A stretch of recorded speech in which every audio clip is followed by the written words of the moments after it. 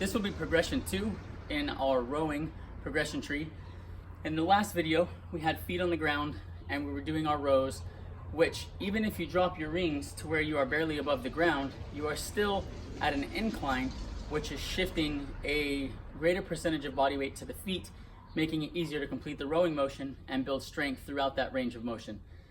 Now what we're going to do is we're going to elevate our feet so that we can be completely parallel to the ground, and we can lower the rings and elevate the feet more, which can put us at a actual decline to the ground.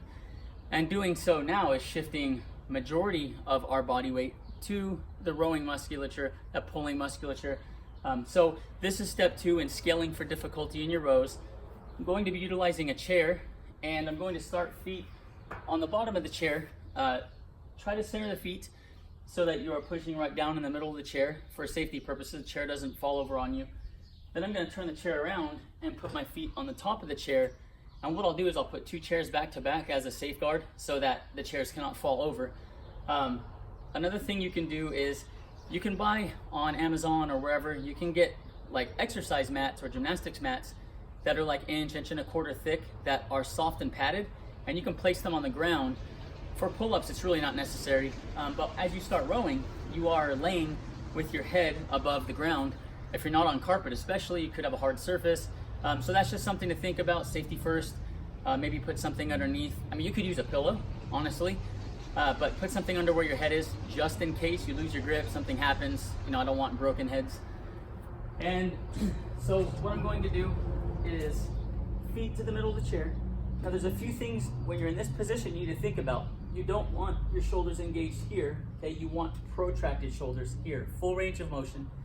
You want a straight body, so you're going to have to tighten the core, tighten the glutes a bit, and then from here, you are going to squeeze up, squeeze at the top rather, and then slowly lower yourself to a fully protracted shoulder. And when you are pulling, so when you're pulling, think about driving the elbows back. You are retracting the shoulder fully, squeezing at the top, and then slowly letting yourself down to a fully protracted shoulder. From here, I'm going to turn the chair around.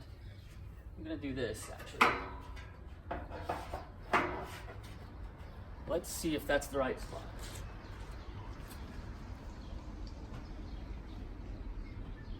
Yeah, that works. Okay, so fully protracted shoulder. My feet are on the chairs.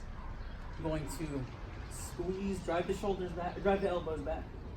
Fully retracted shoulder, and then come back down to a fully protracted shoulder. Now, when you do these slowly like that, a little squeeze at the top, you'll find that after only 2 reps, 3 reps, you are already feeling the musculature tighten. Just like we talked about before, slow and controlled reps, it's the amount of seconds you're spending in the movement altogether, the time under tension that's important. So if you're getting worn out after 3 reps or 4 reps, it's actually perfectly fine. Don't worry so much about the rep number as the amount of time it takes you to complete the reps. Now, what you can do is lower these rings just a little bit, making sure you have enough room on the ground so your head and your back aren't resting on the ground. And you can elevate this slightly more to get just a little more of your body weight shifted lower.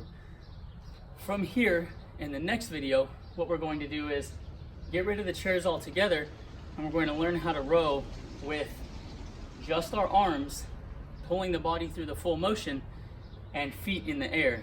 And that is a pretty difficult step, and it will be very similar to a nice, heavy, bent over row in bodybuilding or in traditional strength training.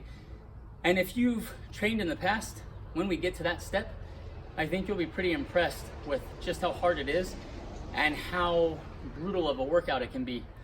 So work on mastering these, and then I'll see you in the next step.